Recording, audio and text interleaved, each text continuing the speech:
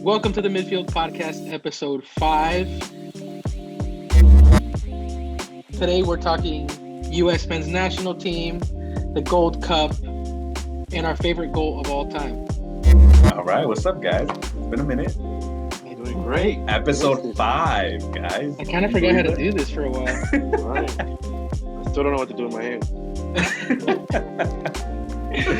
Crazy, man. You guys been on vacation? How was everything? Yeah, we had a little time off. Everything's good.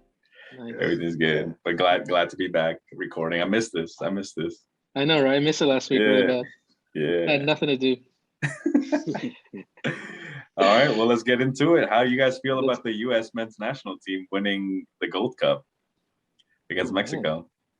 Big congratulations, man. USA. Big congrats to the USA. Yeah, man. It was a big day. It was. What'd you guys think of the game overall? It was a really good game. Yeah, really good. I enjoyed it the whole time. Yeah, me too. I liked it too. It was the Mexico had like 74 possession of the whole game, but it never felt like the US was slacking because their counterattack was always on point. Their counterattack was deadly, and Mexico could have been losing at least 2-0 by half. But their US's counter attack was deadly. Same with the US though. They could have been losing 3-0 at that. Like that's true. That's true. That's what made it. It was back and forth. It was back and forth. You're right. It was back and forth. But and you know that rivalry, they have that kind of disdain for each other from years past, and like they always go hard. I feel like I liked it. It was straight up like from the 3 minutes in. It was just like it was like watching a tennis match. Like yeah. It was nuts. John, what do you think? No, yeah, I thought it was a really good game overall. I think both teams attacked when they needed to, you know. They all had their moments in the game. But when for example, when Mexico attacked, USA's goalie like kept them in the game for, you know, multiple times. Yeah. And then the US, they didn't score. It wasn't because of the goalie, but it was because they couldn't hit the target. Oh my God, yeah. I mean, Ariola hit the post, and I think he sent one wide. So it's like, you know, but it's very competitive. It was really good. Dude, shout out to Matt Turner, the goalie for the US. Yeah, I think he won MVP, if I'm not mistaken. Mm-hmm. He won MVP. He had a great tournament. He won best he won Golden Glove. Oh, he won Golden Glove. Okay. Yeah, the guy from Mexico, Herrera, won best player. Oh, MVP. Yeah. And he impressed me too, man. I gotta say. I was following that whole tournament, and he was crushing it. He was creating opportunities, just willing his team through. But too bad they lost. They did. Yeah, they did. Yeah. And I mean, if you think about it, you know, U.S. has had Mexico's numbers in this past couple games. At least this year, summer, man. This has been their summer. Yeah. Yeah, they won the Nations League, which is a new tournament in the CONCACAF. They beat them in the final again, 3-2. But the interesting part is that the U.S. used their A team this time for the Nations League against Mexico's also A team, I believe. And that was a very good game. U.S. won 3-2. It was a lot of back and forth as well. With the Gold Cup, the U.S. used their B team mainly, and Mexico used their A team still. So same squad, you mean?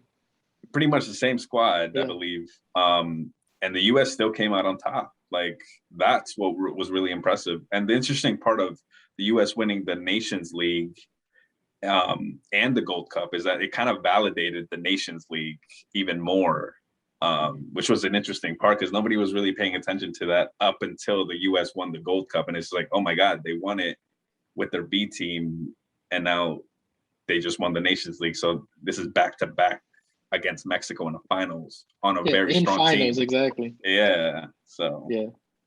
Well, good for them, man. That's awesome for American soccer. I think it's putting them on notice after like a couple years of just being down. You know, like they didn't make it to the World Cup in 2018. Like they didn't make it to the Olympics. They didn't make it to the Olympics. Well, they didn't make it to the Olympics this time either. Yeah. But you know, they were struggling a little bit, and I feel like it had the American people down, you know, And it was, yeah. Kind of lost hope, you know, like they like they're always yelling like we believe that we will win, but like they didn't know. They didn't really know. They've been putting in work. The US has been putting in work ever since they got eliminated from the World Cup in 2018. They've been putting in a lot of work. What do you think they're doing differently?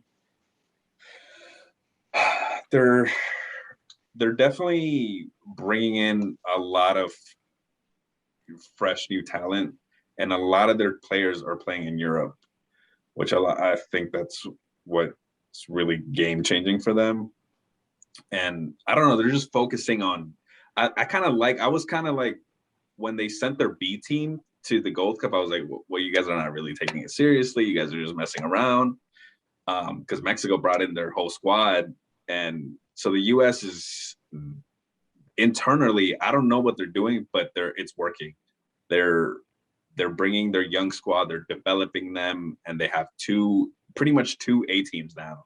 They both won championships, so to me, they're both A teams. That's what it's all about. It's about experience. Yeah. I feel like this team that played the Gold Cup, I think they're a young team. Everybody up and down was a young team. You sprinkle in some leaders in there, veterans. Yeah. But they were a young team all together, and they pulled it off. And they did it the hard way, They did it by winning games late. They beat Qatar late. I think the game before that, I think Jamaica was it, and they won late as well. Beat Mexico in overtime. So it's like you grind them out, and that's how you get experience. And I feel like once they can bring both squads together and actually find who the cream of the crop is, they could be really dangerous in the World Cup. Yeah, I mean they have to qualify. But that's the main goal. Also, with them, with most of the players being in Europe, that's that's a big deal. I think that's the speed of the game is quicker. Their thinking is different. It's not about kicking the ball forward and go get it. I saw the U.S. trying to play the game from the back when they needed to, hold the ball when they needed to, but when they wanted to counter, they knew that the speed's always there. So it was a great game plan from the coach. And they're playing with the best. I mean, imagine like our number 10, our captain, Christian Pulisic, like he's playing. He just won the Champions League. Wes McKinney is playing with Ronaldo at Juventus. So like they're playing with the best. They're getting that experience. Oh, sorry. Who's playing for Barcelona again? What's his name? Oh, Serginho Dest. Yeah, him. Yeah. Yeah, he's getting experience. I mean, with arguably one of the best of all time, right? Yes. And I think for me, what I'm noticing, and I think we mentioned it in a previous episode, that the U.S. is using their resources. Like they're using those kids that are out in Europe or kids that have dual citizenship, or kids from Latin America. They're using that experience and bringing them up to the U.S. national team, which is smart. Like we've never really done that before. We always try to do a homegrown, like keep it in-house type thing, and we were very exclusive in that sense. But now we're reaching out to Europe and Latin America, where these players are getting that amazing experience, and not to mention that they're I feel like they're starting earlier. So I remember like a long time ago, one of the arguments I would always have as to why the U.S. was not up to par with everybody else is because, not to say that college isn't important, but they were taking 4 years of college instead of going straight to the pros like a lot of people in Europe and Latin America do, and kind of wasting those 4 years when they could already turn pro and get that experience and start much younger, like Pulisic did, or like Landon Donovan back in the day. Like he was at Bayer Leverkusen at 16. So I think they're doing the right thing. They're on the right track now.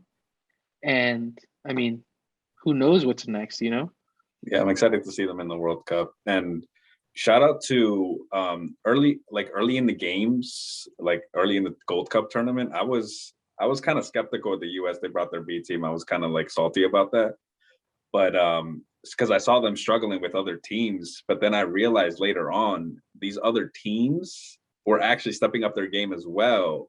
Like Canada, El Salvador, Qatar, like all of them. They were all. It was an interesting tournament. Mexico was struggling with some teams too. So the whole CONCACAF has raised in playing level. So yeah, in quality. And so it's just like, that's why it was hard for me to like believe that the US's B team was any kind of like decent at some point. But now when they were playing Mexico, they convinced me heavily that this team is the future pretty much. So yeah, I mean, I was honestly, I'm gonna tell the truth, I wasn't very excited about the Gold Cup because in the past it hasn't been very exciting. Right. But they changed my mind, dude. I saw most me games too. and I was having fun. Like, me too. I was excited. Really me too. good. We just got out of the Euro Cup, the Copa America, and like the Gold Cup. It's whatever, you know. Even though we predicted the US versus Mexico in the final and it happens a lot, this time it felt different because I feel like this time the other teams have finally almost caught up to their level. So I'm excited to see the Gold Cup in a couple of years now. See, so what's next for the U.S. national team? They have to focus on qualifying for the World Cup. If they don't do that, then everything they've worked for is pretty much, I wouldn't say down the drain, but it's close. I mean, I doubt that they won't qualify to the World Cup. So the focus for them is to qualify for the World Cup now. It's all eyes on that. The thing is, it's a long season, and that's what you get with you playing in Europe. It's a long travel, and then you got to go countries where fields are not what they're used to in playing. It's a different atmosphere, territories. So it's challenging. It's very challenging for them to come in and switch that ship. You know what I mean? But yeah, them and Mexico and Canada should be 1, 2, 3, going into the World Cup. Costa Rica's always been big to also come out. But yeah, if they don't qualify for the World Cup, it's another setback. It's another setback that, I mean, it'll be good for them because the players right now are the young players. You know what I mean? We're talking about 17 to 20-something-year-olds.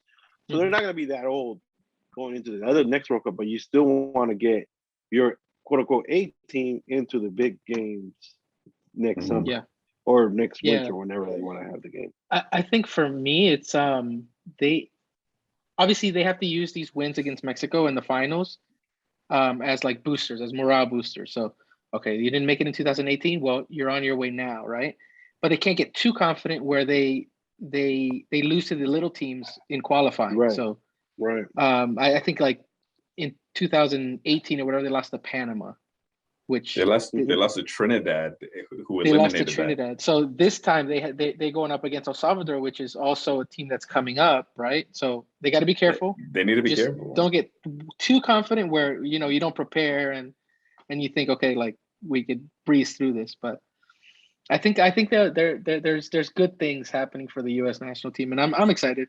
I'm excited to finally have good quality soccer in the United States. Me too. I'm excited, and hopefully this gets a lot of people excited too. So. Yeah. So with that being said, though, what do you guys think?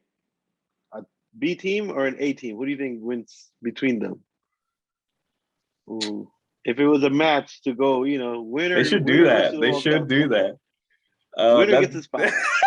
They should do that. That would be nice. Dude, they should do that. I'll be low-key rooting for the B team, but me too. Maybe the A team will come out on top. But the A team just has a lot of quality. Dude, man. They should do that. That'd be awesome. That would be pretty cool. Yeah, I'll pay-per-view that. I would totally pay-per-view that. Yeah, pay-per-view that. Awesome. So moving on, guys. Moving on. We went to Twitter and Instagram and asked our viewers what was your favorite goal of all time. This is a really good question because so many people answer, and like, we could talk about it forever. But we had a couple answers. Bugging Out said Sergio Ramos in the 93rd minute. Vanessa Rowe 07 said Ronaldinho's first goal versus Barcelona. That was a really good one. That was a really good one. Oh, first goal for Barcelona. I'm sorry. Yeah. Aram Josue said Zidane versus Bayer Leverkusen, which I gotta say is probably one of the best goals of all time. That's the final, the Champions League final. Champions League final. When you close your eyes, that's the that's what you imagine. The Champions League final. You know what I mean? If the you know how the NBA has a logo?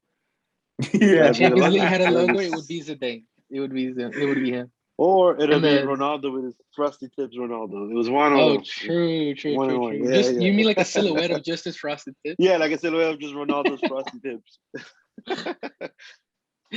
No, but what do you guys think? What is your favorite goal of all time? For me, my favorite goal was in 2006, Ronaldo's goal against Ghana. There was so much emotion. I remember there was so much emotion behind it because people were giving so much slack to Ronaldo about being overweight, not being a good player, and all that stuff. And he needed, I believe, one more goal to be the all-time high-scoring goal, the ultimate top-scoring goal in the history of World Cups. And I remember watching it. He grabbed that ball. Kaká made a beautiful pass, and he outdid the goalie. And I remember like being happy for weeks about that goal. And it's sad too, because that was his last goal with Brazil in the World Cup. And it was that I will always remember that goal and remember that feeling. So dude, what a way to go out there. Yeah, he was my favorite player. He still is my favorite player, but he was the Brazilian Ronaldo. His last goal in the World Cup I saw that live. Dude, what a way to go out. I'm tearing up. He did his signature step overs, like yeah. He was old, he was fat, but like he still had it, man. He still had the magic, man. It was a sad time, but it was happy and sad at the same time. Bittersweet, yeah. What about you, Marco? It was a good game. For me, it has to be Cristiano's calma when he silenced the Camp Nou. It's just for what it meant to me, for what the game in that season, you know what I mean? The battles between Barca and Madrid were epic. Like, you know what I mean? You wanted to watch a Clásico back then. Like, it was, 3 goals by Messi, 2 goals by Ronaldo, 1 Clásico, or, 5-2, 6-2, outrageous score lines, fouls everywhere. But it was beautiful. Fight the coach or something. Played. I remember that game. But it was beautiful. That was. It was beautiful. No, but I'm telling you, the level of the level was, unmatched. You know what I mean? That's why they dominated Europe for so long. But in 2012, when I can tell you the play, Ozil grabbed it from near the sideline, gave him that pinpoint pass, and Ronaldo just juked the goalie and scored it, and then just hitting the calma, just telling the calma, hey, it's okay. Yeah, I'm right here. You know what I mean? Well, the reason he did that, the reason he did the calma was because Barcelona had scored 2 minutes prior to that, and people were still. Well, that's because celebrating that goal. If you remember that league, winner of that game was scheduled to win the title. Yeah. So Madrid winning that game, I didn't remember that. Put them in pole position to win the title. So, you got hit them the calma. Relax. I'm right here. It could mean a couple things. That's awesome, dude. I remember that, man. I remember that. What about for you, Dan? For me, I'm gonna hit you with a weird one or an uncommon one. But for me, it was Casemiro in the 2017 Champions League final against Juventus, and it was for me it had to be that one because of the emotion behind it. I just remember we were in a room with in like a small room with everybody was a Madrid fan, and when that happened, it was the first goal of the second half. So Mandzukic had just tied up the game. We were all kind of worried, what's gonna happen. Yeah, and tiebreaker. And the tiebreaker came, and then it was off of it was Toni Kroos hit it. It bounced off a defender, and then Casemiro out of nowhere, he kicked it, Out of nowhere. Out of nowhere. Like, it was supposed to be, I think it was Modric who had a better shot than he did. But he took it. It deflected off, I think it was Chiellini or... No, it was Querida. Yeah. Yeah, right. It was Querida. It bounced off him and went in. And the thing is that, like, when Toni Kroos kicked it, it was kind of like, oh, no, it bounced off. As soon as you saw him come through, it was like, oh! And, like, we literally... I remember the ground shaking, like, because everybody cheered and, like, it was like, I felt chills and I felt like crying, dude. I've never felt that in my life. And it was like, obviously, like, nobody's going to pick that goal because you don't really remember. It wasn't the most important. Like, Cristiano scored 2. Asensio scored that beautiful goal in the end. It's your favorite goal of all time. But it's my favorite goal of all time because of the emotion, dude. It was crazy. Do you remember that? Do you remember that, Chamba? Like, you were there. Like, it was nuts. Like I got up. Like, it was crazy. But still, to this day, I still watch it and get chills.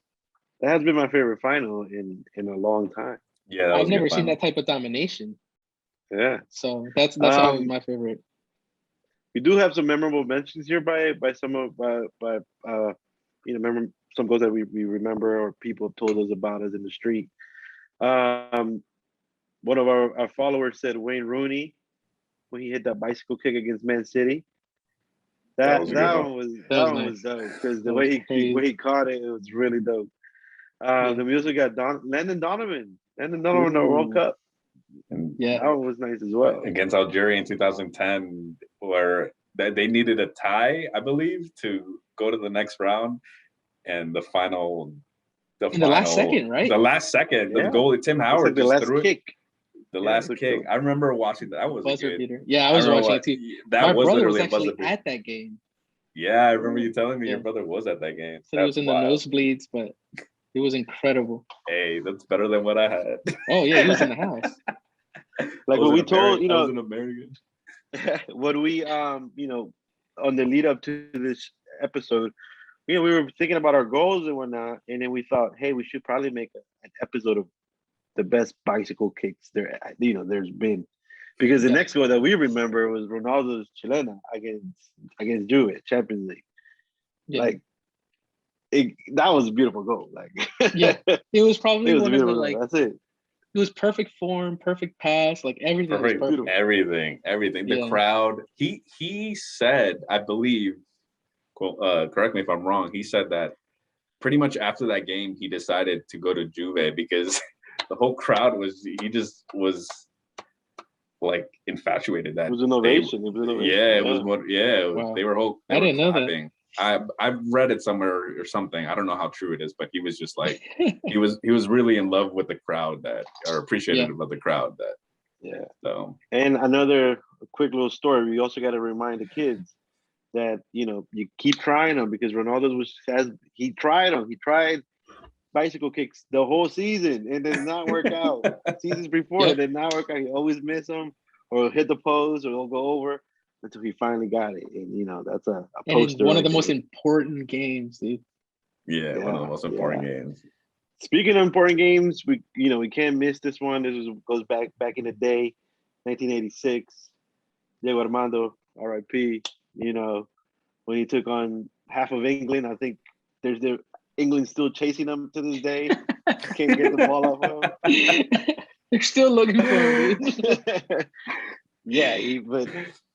But to see that type of goal, back in the day, defense, it was they had a license to kill back in the day. Yeah, they had a license. Yep. So for him to just take on everybody and score that goal, wow, it's amazing.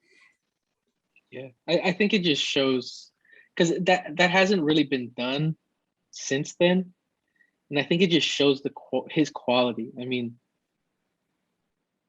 he was on another level. He was like a Martian. He was like nobody could pull it off like him. I think. Yeah, I don't think so. In the most important games, he had a gift. And absolutely. R.I.P. Yeah, man, my boy. Any other goals that you guys think of? Can you remember anything else? Maybe something that came to your mind just now. Sergio Ramos versus Depor, where he Yeah, or was that the 93? No. That's the one bugging I was talking about. Sergio Ramos 93 was against Atletico Madrid in the 2014 Champions League. But didn't he score that goal against Deportivo with the header? So the last second of the 90 So a couple games, that was a La Liga game, and a couple games after that one, he scored that one, and then he became like the header guy, the last minute header guy. Dude, he was dangerous.